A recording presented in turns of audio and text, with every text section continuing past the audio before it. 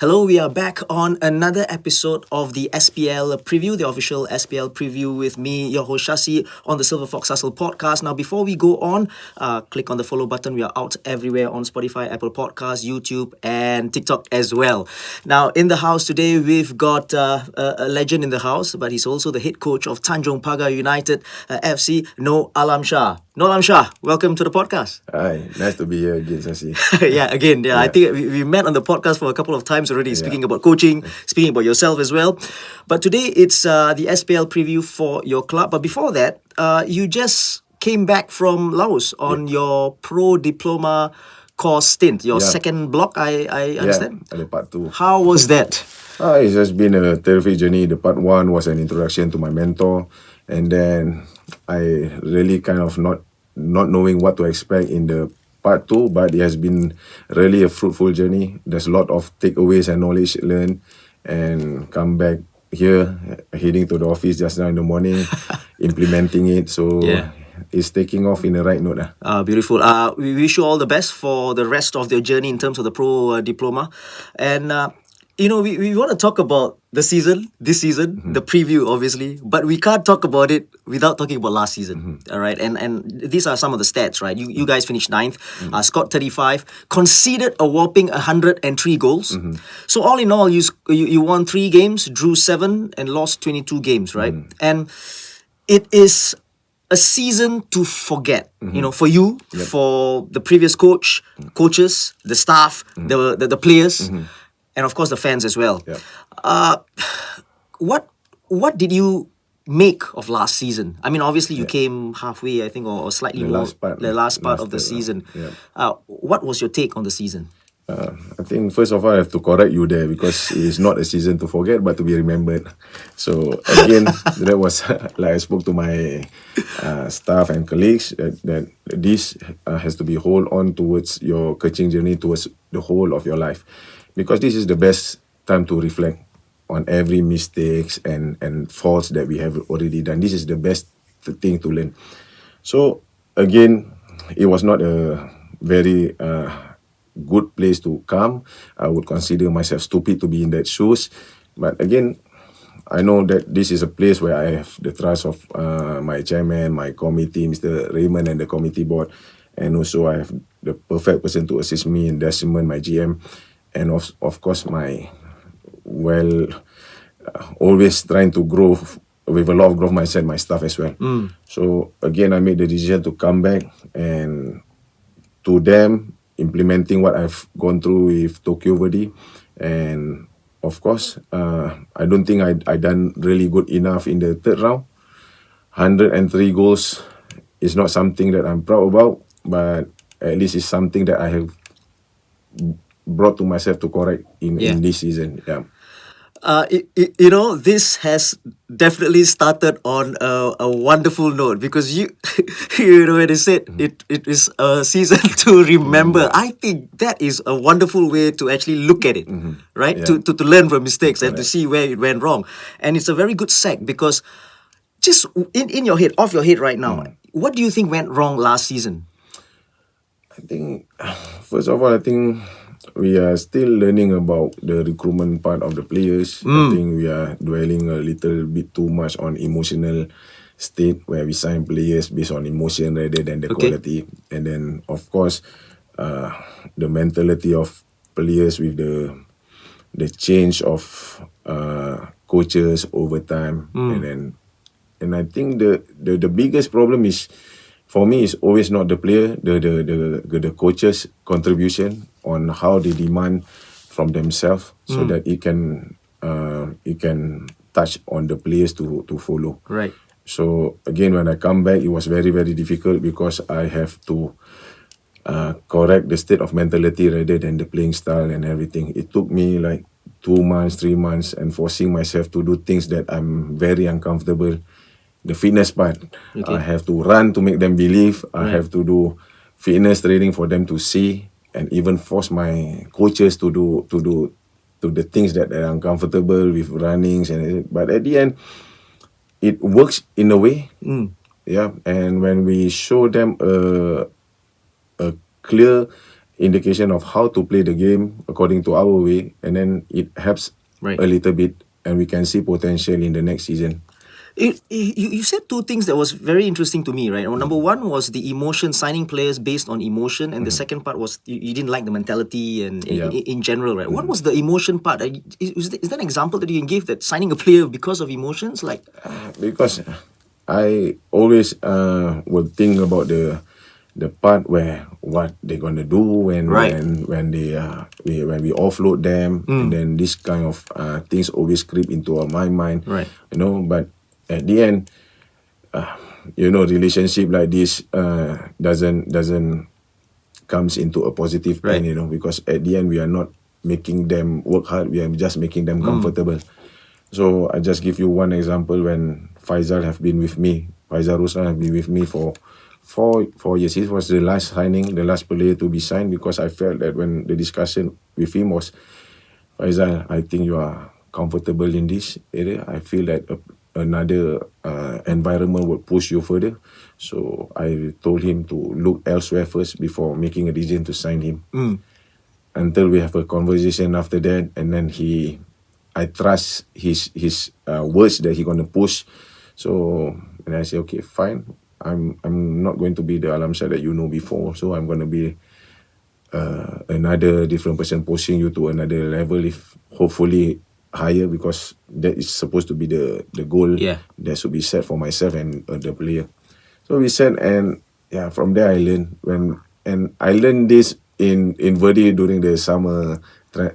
transfer. Right. So the head coach Josan there was very, very kind enough to always remind me not to sign players on emotion. Right. So again, that is what I hold on to, and then hopefully in my future years I will do this more. It's very interesting, right? Because you spoke about this is nothing against Faisal or whatever. You can speak about any other players as well. But I thought Faisal did pretty well last season. Yeah. Yeah, he did pretty well last season.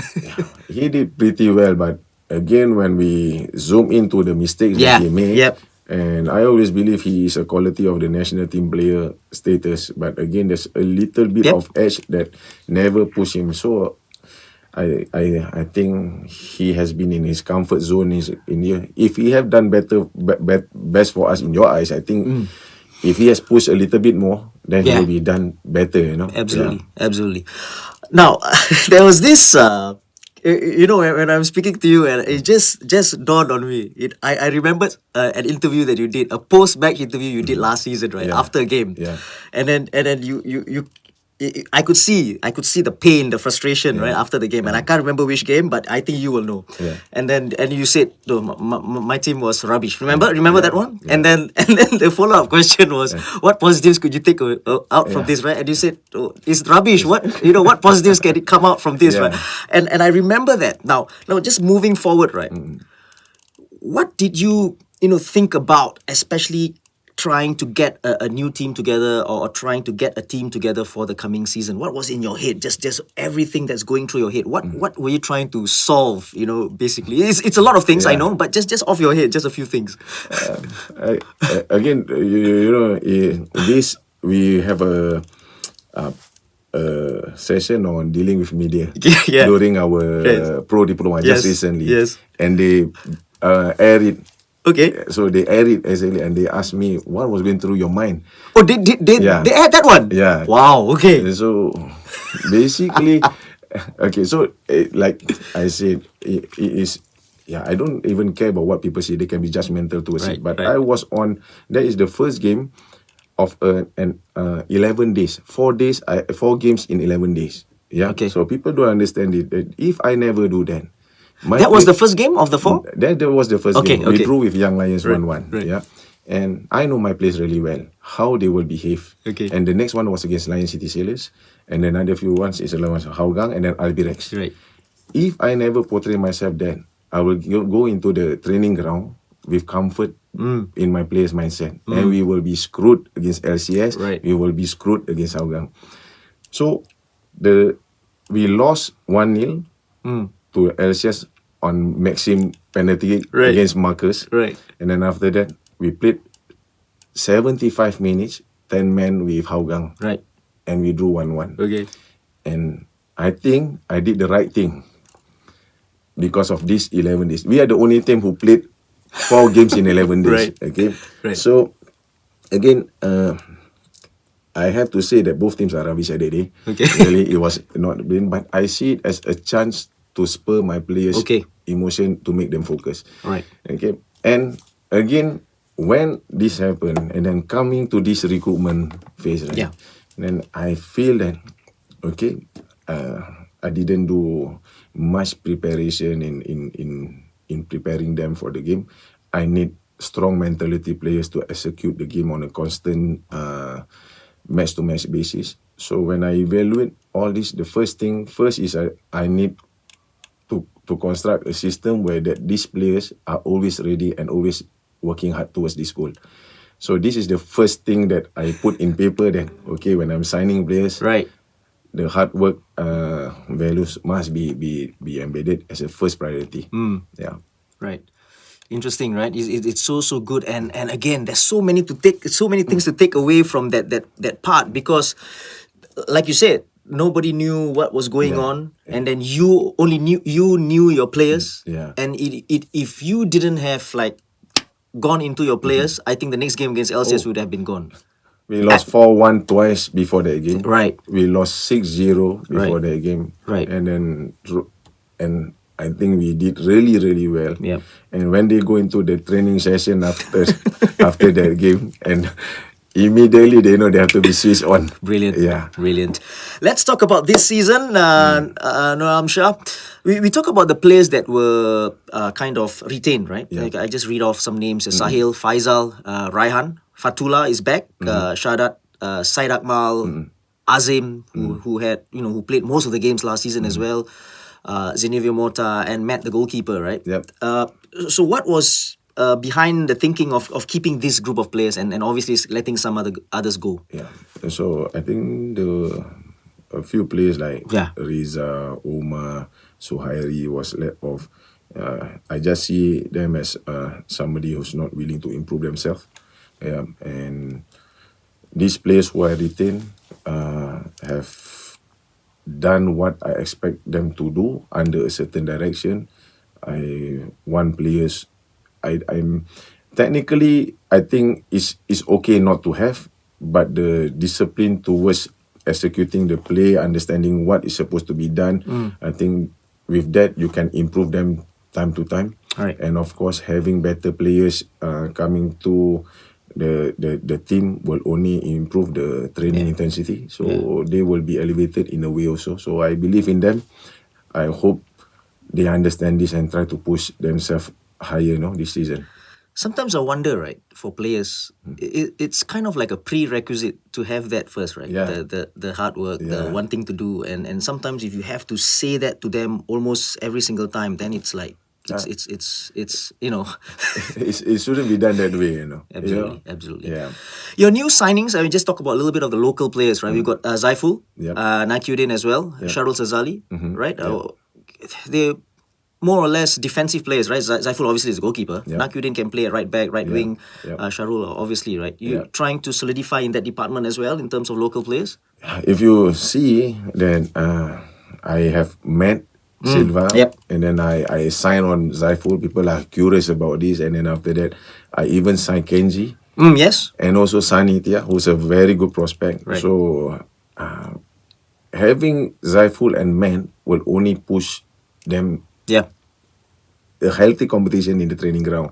And also Man is good on his reflexes, and I can have Zaiful as an option on playmaker goalkeeping. Right. So again, it's all up to them to fight for the spot. Yeah. And then of course I want to improve my defending structure rather than focusing on attack. So I think I signed Aaron and Kim as well to solidify that. So it has been always improving the 103 goals first rather Yeah. than improving the 35 goals scored. Yeah, absolutely. And then we talk about the two centre backs. You spoke about Australian Aaron, Yep. Aaron Evans, and Korean, Yep. yeah, Riguan Kim, right? Yep. How are they? They're a centre back pairing, so to speak. Yeah. Yeah. Yeah. So these two are the two dependable centre back that I'm going to put up up front. Both is fantastic in character. The desire to learn is huge. They've been coming to the staff and causing problem with us to give analysis on them all the time, and this is what I want from players to demand from the coaches. So we have to work extra for them, right? And it has not been right, but of course processes take time, right? Yeah, and we still have few more pre-season game coming up, so we're gonna work on that. So hopefully they can connect really, really well in a few weeks' time. Emilio Estevez, 26-year-old from Chinese Taipei. His name is Emilio Estevez, but he's from Chinese Taipei. How is he? He's an attacking mid? What can we expect from him? He's a very good technical player, close control player, and then always love the 1v1, similar to Mota. Yeah, and he has good shots in him. But again, he's finding it difficult to place his feet right now because we are trying to add in some new elements into the game that he is going to play, because he seems to be predictable in a way. And I think the front four, apart from yourself, I know I have Mota, I know I have Sodai, I know I have Emilio, I know I have Guilherme. So these are the pairings that I will have to share load during matches. Yeah, for the front four. You just spoke about Brazilian winger Guilherme and Rodriguez, right? He's 30 years old, and he's much more of a wide player, or he's similar to Mota and Sodai. Yeah, so they come in not with a high reputation, but in similarity of characteristic of a player. Right. So again, I have to factor in about the changes, the 5 changes that I want to use during the match. Yeah, so I have to. They're gonna be working hard, so I can't expect them to be working hard on their own. So I always try to sign 2 players to cover them during the matches.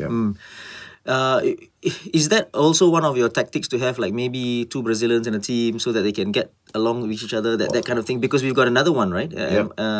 Bruno. He's 31. How's he? So Bruno is a fantastic player. Yeah, he can control the tempo, and it's so good to see Brazilian play at times. And of course, not only him, they speak Portuguese and Spanish. Joseph, Bruno, Emilio, who is this? Guilherme, and then Mota. So I call them the cartel. So these are the group of cartel that always goes together. So yeah, of course I'm relying on their comfortability between one another and try to communicate more on the attacking options they want to drive. A little bit of team on their collective expressions up front. So this is what we want to see. What can we expect from Azajari, Yusuf? He's a striker?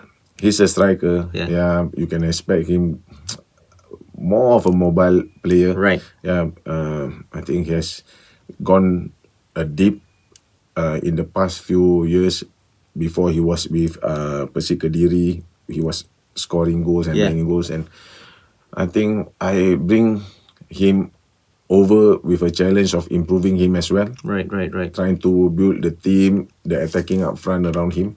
And yeah, we really were working really hard on this. And I always have belief in myself on the up front. So hopefully it can be met, the expectation. I think a lot of fans, or probably myself as well, I know I had the opinion that last season, I think you guys, we talk about recruitment as well, right? I think the foreigners let you down in that sense. You know, having that player who could play 15, 16, 17 games in a row, like the striker, right? And to be fair to him, actually, whenever he played, he caused problems for opponents. But too bad, he couldn't stay on the pitch, right? So I think this season, am I right to say that your challenge as well is to make them play every single time? Because it's no use having your foreigners and not having them to play. This is the tough thing that we have to go through. Even before I come back from Japan and everything, and then having the foreign players in the pitch will really help boost morale and everything, right? So basically, this is the first thing. I already lose Raihan to a wrist injury, and then Shadat also to an injury also. So they will be out for a few months, and I cannot afford to have my foreign players out, and then now we are trying to make them fit Yeah. and trying to push them to another level. So hopefully they can sustain, which I believe they can. Right. Because I signed a balance of mid-age players and the Aaron, Bruno, and Joseph Yeah. being in the 30s to compose the game. So Yeah. I think we have the balance, but it must be work on a collective effort rather than an individual effort. Right, right. And how has pre-season been so far in terms of preparation, training games, and in fact, the season is starting soon. Yeah. The end of the week is the Community Shield, and then we've got one more week. Your first game is against? We are gonna be. It's not too soon for us. We still have 4 weeks. Yep, okay. Yeah, before we're gonna play against Tampines. Right, right. Yeah, that is gonna be on the 13th of September. Okay. Yeah. Unfortunately, the preseason has been unkind to us. I think we have lost players through injuries and such. But again, this time around, there has been a registration of 36 players. And I always believe that if you want it, come and get it. If somebody left it, then you better pick it up and keep hold on to it. So this has been my motto for the players always. So again, I'm not too worried about who's out or who's in. I'm more concerned about who's coming in to pick it up. Yeah, so I just want to be in control over what I can control. Right. So again, hopefully for the second team, I think we are also going into the right direction also. It has not been nice, but having another 4 more weeks is good for us. Right, Yeah. right. The extra, at least for some players to recover from the niggling injuries, Yes, those kind of things. yes. I think that's important. That's good. I just want to ask you this, and I know it's pretty uncomfortable, especially for other coaches. You know, they want to sit on the fence, right? Yeah. Any player to look out for in your side? Not, I wouldn't say anyone, Right. because I always place an interest in the collective effort. But if I have to name one, I will feel that either Zaiful or Matt will be the change, because I think they will bring more stability in our play, more control, because it has been seen during the preseason. Okay. Yeah, and of course Matt is not going to feature because he just had he's still coming back from his The finger, right? The injury. finger, right? Yeah, I still have to take out his mental plane. Right. Yeah, but he's training well as well. Okay. Yeah, and I think this is the one area where which was a letdown last season. After a goal, I think the defense line, when we have to look over our shoulders all the time. Right. Yeah, and I think this season it's not gonna be that Right. situation now. So I think the goalkeeping department is a department that I think we can solidify to be a department to be watching out for. Nice. And I think just now you spoke about the second team as well. Obviously the SPL too, and you've got some players coming up through the ranks as well. And I think that's very important as well. Those who go in, Yeah. you gotta prove yourself. There's Yes. you gotta swim. You know, you know. If not, you Yeah. will drown. And I think that's a very good point you made as well. I want to ask you this. Tanjong Pagar, what can we expect in terms of football this season? And obviously, we've seen you play with 3 at the back, and then when we're defending, we go at a 4-5, and then you switch to a 4 sometimes. What can we expect generally, not in terms of formation, but in terms of the football that's being played? I think we have to, like I said, I've introduced to them that the playing philosophy of hard work, and then the togetherness, and always about going forward. So again, I want to say that we want to go on a direct approach, but last season when we do that, it becomes too predictable, and then everybody force us to an area that we are so uncomfortable with, which is keeping possession. So we are trying to improve that and try to keep a balance of knowing when to do it and how to do it as well. And I want to have a balance of these two playing style. Right, But again, you will expect us in the defensive is all about the hard work in pressing, the hard work in being compact, and the resilience in protecting our penalty box. So this is something that I'm trying to implement this season. Yeah. Well, another question that usually coaches sit on the fence, Yeah. but I hope you don't, because I don't think you will as well. Yeah. Targets for the year. I the of course the easiest way is to say that okay, we're gonna improve the season by improving what has been done last season, but I think that is for cowards to say. And again, my management has given me a target of like a mid-table finish. Okay. But I want to be bullish as I always be. I wanted to finish the top two. I don't think competing with LCS is a reality that I can face. I have to win, but I think every team are equal in terms of the second place to the eighth place. And of course, being second and able to spring a few surprise with LCS would be the best target that I want to have now. I think you're right as well. You know, let's we take LCS out of the picture, and then obviously there are other teams. I think if you take one game at a time and you start winning games and things like that, Yeah. and obviously you need luck, Yes. Yeah. injuries, Correct. luck in, I don't know, can be decisions Yeah. in anything like that. You know, anything is possible. So I think that's brilliant from you as well. Now, before we go, any message for the Tanjong Pagar fans? I think they've been with you guys for quite some time. They've even after last season and what went wrong and what they still stuck by you. Any message for them? Again, we've met them. We have a friendly against them actually. Okay. And then the first message that Did you trash them? yeah, no. We I don't know. I forgot the scoreline. Oh, Seriously. you must have trashed them. But again, the message to them is always to be resilience. We will try to repay you in a way of what we have gone through the last season, and thanks for sticking with us throughout the whole season. But yeah, now it's a new season. It's a step forward ahead. Yeah, and of course, at the end, we will always offer us our pride in play. And hopefully, like you said, luck is a big thing in football. Hopefully, things will go out the way that we want to be. So the first 3 games is very, very important.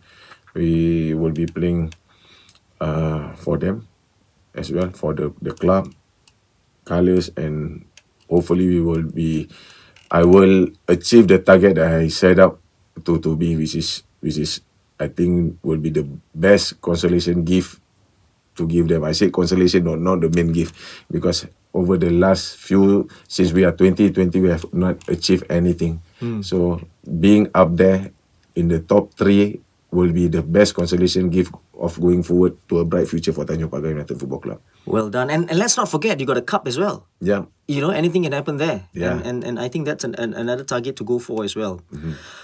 Thank you so much for being on the podcast, and I wish you all the best as well. You Thanks. know, going forwards with all the games, and obviously try to not get any more injuries even before the season starts, right? So again, good luck, Noh Alam Shah. Thanks, Nasir. This has been the latest episode, the SPL preview of Tanjong Pagar United Football Club with their head coach Noh Alam Shah, and we wish them all the best as well. Now, before we go, click on the follow button. We are out everywhere. So cheers till the next episode.